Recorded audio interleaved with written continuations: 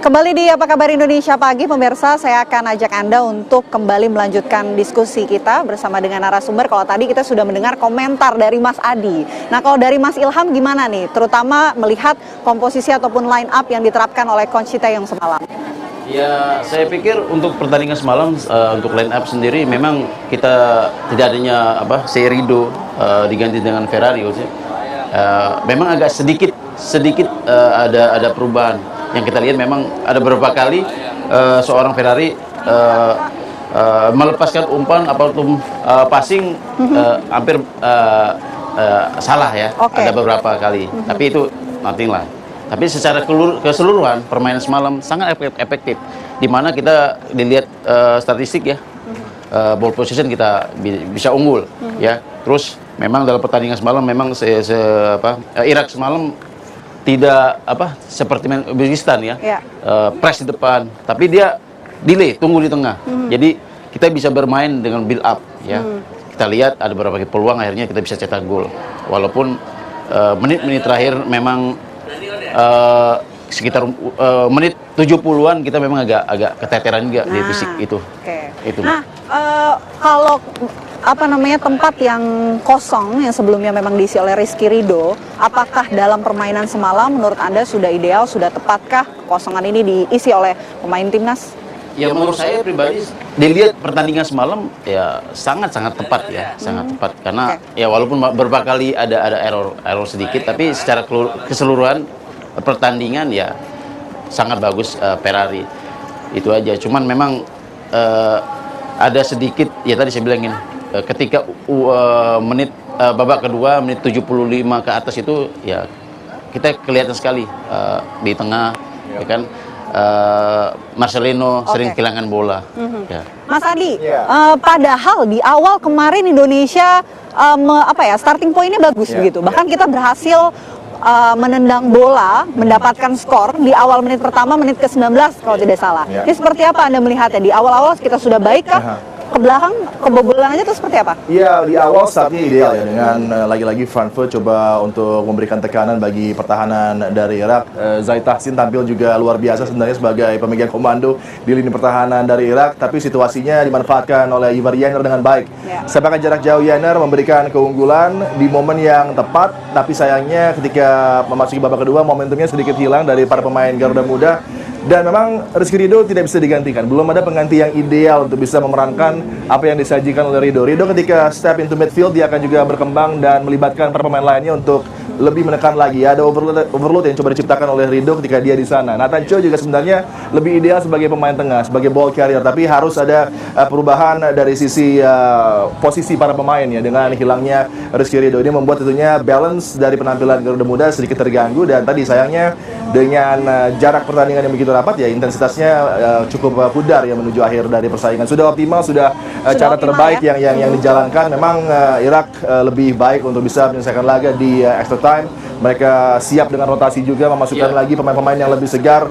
Dan saya lihat Nihat Muhammad dan juga Muntahir Muhammad adalah dua pemain yang di lapangan tengah juga begitu hidup. Dan memang luar biasa mereka berjuang untuk juga bisa tampil lagi di Olimpiade setelah terakhir di Rio ya 2016. Jadi ini aksi ke-6 nanti dari Irak yang akan berlaga di Olimpiade Paris, dan kita masih punya kesempatan, jangan lupa di laga tanggal 9 menghadapi Gini. Oke, masih ada kesempatan. Tapi mungkin yang ingin disoroti juga adalah di babak kedua waktu kita mulai bablas gitu. Ada gol yang masuk yang dilakukan oleh Irak, penyerangan oleh Irak, gol balasan gitu kalau kita lihat. Nah, Anda melihatnya seperti apa? Apakah pertahanan Indonesia ini juga perlu kemudian ditingkatkan ke depannya? Ada catatankah mengenai pertahanan Indonesia atau memang kondisi Iraknya aja yang memang cukup kuat begitu? Ya, mungkin lari ya. Ketika coba mengamankan bola, justru punch-nya ini arahkan bola menuju zona yang berbahaya lagi, bisa dikembalikan menuju area yang tidak terkawal. Dan sebenarnya ketika bola dimainkan ke dalam lagi, kita tidak pernah tahu Zait Tahsin apakah dalam posisi onside atau offside, karena ketika VAR check tidak ada replay yang jelas yang secara signifikan menggambarkan positioning dari backline Garuda dan juga pemain terdepan dari Irak ketika itu Zaid Tahsin yang menyambut bola lanjutan untuk memastikan bola melewati garis. Dan ini reviewnya tidak pernah dijelaskan di layar sehingga kendalanya ada di sana. Dan sebenarnya kalau kita melihat dari real time sepertinya berbau offside, tapi itulah keputusan dari referee. Dan memang VAR terus menjadi cerita yang membuat laga juga penuh dengan intrik dan misteri karena terkadang tidak dioptimalkan ini peran dari VAR yang harusnya membantu sebuah pertandingan. Mas Ilham, mungkin menyoroti kipas ataupun finishing dari timnas Indonesia, seperti apa Anda melihatnya? Ya menurut saya sih untuk sampai saat ini, sampai sejauh ini, sampai kita semifinal, untuk finishing kita nggak ada masalah. Kita banyak beberapa kali ya kan. Cuman memang terkait dari lawan kemarin Irak memang sangat kokoh sekali ya. Walaupun kita sudah punya 3 pemain ini yang ada walaupun ya tadi ya Marcelino saya pikir biasa taruh di ya kita wing ya, tapi akhirnya mungkin si apa yang dari ya jadi apa Witan sama Rafael, satu lagi si ya kan. Jadi ya saya pikir tadi Barcelona, tapi ya untuk lawan semalam memang sudah semaksimal mungkin penyerang kita kan.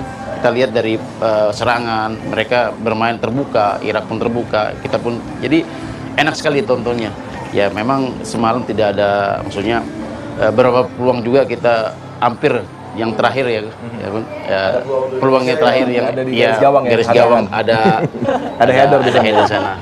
Jadi itu aja sih. Oke, Mas, ini kalau banyak juga yang berpikiran bahwa bisakah kita simpulkan kekalahan Indonesia melawan Irak kemarin ini akibat kalah pengalaman partisipasi antara Irak dan juga Indonesia. Bisakah disimpulkan demikian atau sebetulnya emang kebobolan aja nih Mas kita?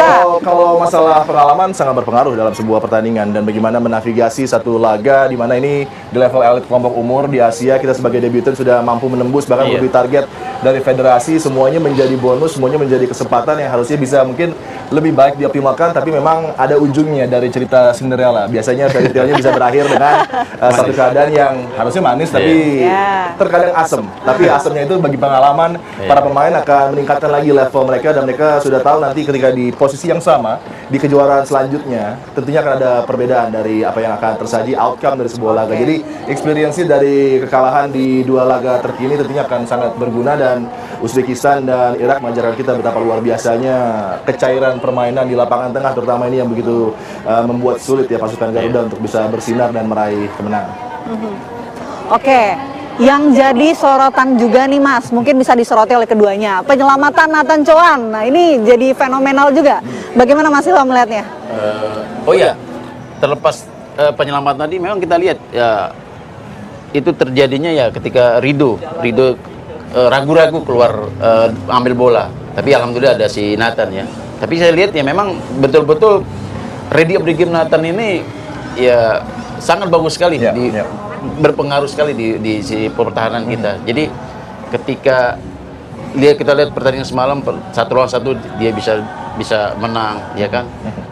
Jarang sekali dia dilewatin. Ya mungkin tadi menit-menit terakhir tadi ya mungkin sudah fisik sudah agak turun ya kan, hilang konsentrasi, akhirnya terjadi gol ya, yang kedua yang oleh Derek Smolin muncul dari belakang si Ali.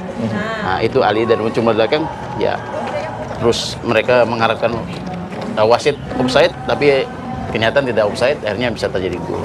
Mas Ali sama kan?